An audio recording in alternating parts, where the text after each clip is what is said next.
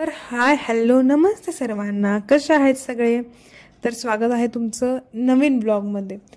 तर आज होती छत्रपती संभाजी महाराज यांची पुण्यतिथी. तर त्यासाठी मी घरी जो फोटो होता त्यांची फोटोची पूजा केली आणि वडूला देखील जायचं होतं मला, त्याच्या काही गडबडीमध्ये होतो. तर महाराजांसाठी काय करावं आणि काय नको, जेवढं करेल तेवढं कमीच आहे. कारण त्यांचे आपल्यावर इतके उपकार आहेत, इतके अनंत उपकार आहेत की ते आपण कधीही फेडू शकत नाही.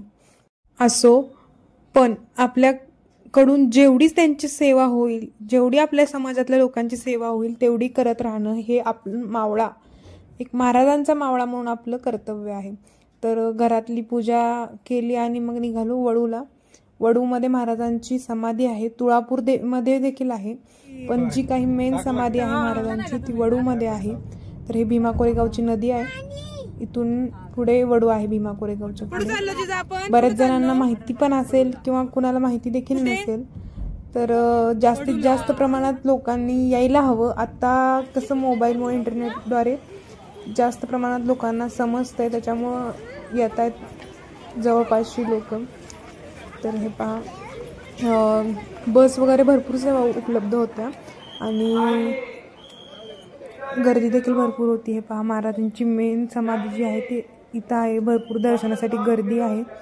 आणि आपले उपमुख्यमंत्री एकनाथ शिंदे साहेब हे यांचं भाषण चालू होतं. इकडे सभा मंडप केलं होतं, बरेच कार्यक्रम सकाळपासून चालू होते. अगदी 6 वाजल्यापासून महाराजांची पूजा वगैरे नित्य नियमाने असते. पण वडू ग्रामपंचायतचे सर्व सन्माननीय पदाधिकारी 1च्या दरम्यान गेलो. शंभू भक्त एकनाथ शिंदे यांचे आणि अभिवादनासाठी जमलेले शिवप्रेमी आणि शंभू प्रेमी. 336 वर्षापूर्वी याच वडू गावात महाराजांनी अखेरचा श्वास घेतला. क्रूर कर्म्या औरंग्याने आपल्या राजाच्या देहाचे तुकडे तुकडे केले.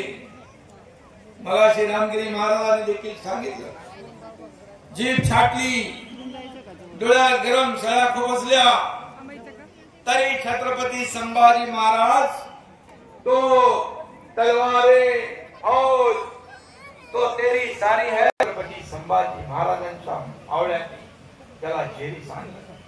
औरंगजेब 5 लाखांची फौज घेऊन स्वराज्याचा घात घ्यायला उतरला, पण मराठ्यांनी शेवटी औरंगजेबाला इथंच गाडलं. हा पण इतिहास आहे.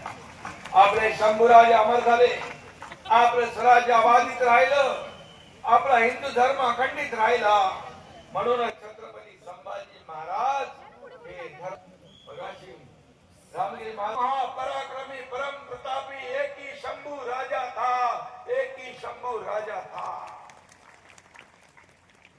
तुळापूर आणि वडू मधलं जे तीर्थक्षेत्र आहे ते खूप मोठ्या प्रमाणात विस्तारित करू आणि त्याचं काम लवकरात लवकर सुरू करू असं देखील एकनाथ शिंदे साहेबांनी सांगितलं. त्याच्यानंतर आम्ही पुढे गेलो. महाराजांचं जी मूर्ती आहे तिथे फोटो वगैरे काढले. त्याच्यानंतर रक्तदान शिबिर चालू होतं. रक्तदानाचा महायज्ञ म्हणजे खूप जास्त मोठ्या प्रमाणात महिला आणि पुरुषांनी तिथे रक्तदान केलं. रक्तदान करण्यासाठी मी देखील खूप उत्साही होते. गेले पण एचबी कमी निघाल्यामुळे रक्तदान करू शकले नाही, खूप वाईट वाटलं. पण असो, नेक्स्ट टाइम नक्की एचबी वाढवून रक्तदान करायला जाईन. तर कोणत्याही प्रकारच्या आलेल्या माणसांची गैरसोय होणार नाही याची पूर्णपणे काळजी घेतली होती. अन्नदान वगैरे चालू होतं. तर खूप मोठ्या प्रमाणात आणि चांगल्या प्रकारे पाण्याची वगैरे सोय करण्यात आली होती. तर माझं तुम्हा सर्वांना, व्हिडिओ पाहणाऱ्यांना एकच म्हणणं आहे, आपण महाराजांचे या स्वराज्याचे देणेकरी आहोत. तर त्यांचं देणं तर आपण कधीही फेडू शकत नाही, परंतु आपण एक फुल न फुलाची पाकळी म्हणून महाराजांसाठी या दिवशी, या बलिदान मासातल्या एका तरी दिवशी येऊन वडूला, तुळापूरला भेट देऊन जा. महाराजांच्या समाधीवर डोकं टेकल्यानंतर टचकन डोळ्यातनं पाणी आल्याशिवाय राहणार नाही. मन भरून येईल, ऊर दाटून येईल, डोळ्यातनं पाणी येऊ लागेल. इतके आपले तर बोलण्यासारखं खूप काही आहे, पण तेवढं व्यवस्थित व्यक्त होता येत नाही. तर तिथून बाहेर आलो आणि इकडे तुळापूरहून वडूकडे पालखी आली होती, पायी पदयात्रा आली होती महाराजांची. तर इथेही पालखीचं दर्शन घेतलं. तर बोलण्यात काही चुकलं असेल तर माफ करा आणि भेटूयात पुढच्या ब्लॉगमध्ये.